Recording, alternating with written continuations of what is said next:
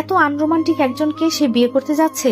মনে মনে ভাবছে, দেখে আমার হবু স্বামী মনে হচ্ছে না, মনে হচ্ছে আমার ইউনিভার্সিটি টিচার। এত সুদর্শন চেহারাটাও বিরক্ত লাগছে দেখতে। পরের দিন রোদেলার বাড়ির সামনে গাড়িতে হেলান দিয়ে দাঁড়িয়ে অপেক্ষা করছে শুভ্র। রোদেলা ছুটতে ছুটতে এলো তার কাছে। তারপর শুভ্র গাড়ির দরজা খুলে ইশারা করলো তাকে বসার জন্য। সে ভেতরে গিয়ে বসতেই শুভ্র ঘুরে গিয়ে তার সিটে বসতে বসতে বলল, বেশি দেরি করবে না, আমার ক্লাস আছে, তাই ফাস্ট ফাস্ট শেষ করবে সব।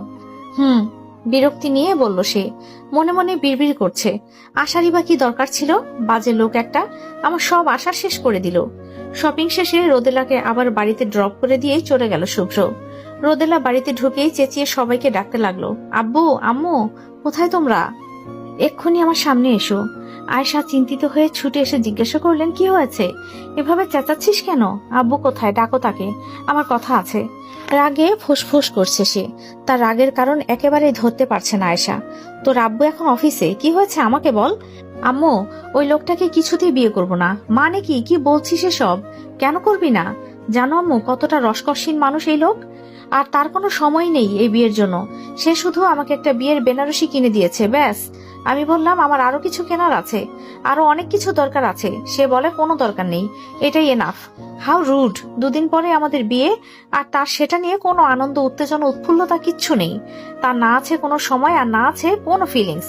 আম্মু, আমি এই বিয়ে কিছুতেই করব না, ক্যান্সেল করে দাও এই বিয়ে। অসম্ভব এই লোককে সহ্য করা। সুন্দর চেহারা ধুয়ে কি পানি খাবো নাকি?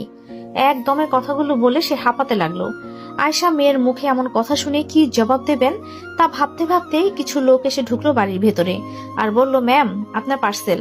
আমার পার্সেল? কে পাঠালো? প্রফেসর শুভ্র তালুকদার। উনি বললেন এই জিনিসগুলো আপনার কাছে পৌঁছে দিতে। আমরা তাহলে আসি ম্যাম। পার্সেলগুলো রেখে চলে গেল লোকগুলো।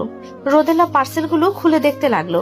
তার বিয়ের জন্য যা যা দরকার সবকিছু আছে এখানে, কিচ্ছু বাকি নেই। সবকিছু অবাক চোখে দেখে সে তাকালো মায়ের দিকে। তিনি মুখ টিপে হাসছেন। তুমি হাসছো কেন আম্মু? হাসবো না তো কি করবো রোদেলা? তুই কিভাবে এমন একটা ছেলেকে রুট বলতে পারিস? শুভ্র আমাকে কল করেছিল, তারপর জানতে চাইলো তোর কি কি লাগবে। তুই কাল আমাকে যে লিস্টটা দিয়েছিলি সেটাই আমি ওকে দিয়েছি। ও কিছুটা শান্ত আর গম্ভীর, কিন্তু মনটা ভীষণ ভালো। শুধু এসবের জন্য বলছি না, তোর আব্বুর কাছ থেকেও অনেক শুনেছি ওর ব্যাপারে। তোর আব্বুর বন্ধুর ছেলে, তাই তোর আব্বু ওকে ছোটবেলা থেকেই চেনে। শুভ্র তোকে খুব ভালো রাখবে দেখিস। রোদেলা স্ট্যাচু হয়ে বসে আছে। তখনই ফোনে একটা মেসেজ এলো। শুভ্র মেসেজ পাঠিয়েছে, হাই রোদেলা, আমি শুভ্র বলছি। আমার ক্লাস শেষে এগুলো কিনেছি আমি তোমার জন্য। যদি পছন্দ না হয় তাহলে আমাকে বলো, আমি আবার তোমাকে শপিং এ নিয়ে যাব, আর সময় হাতে নিয়ে যাব। মেসেজটা দেখে সে মুচকি হেসে মনে মনে বলল,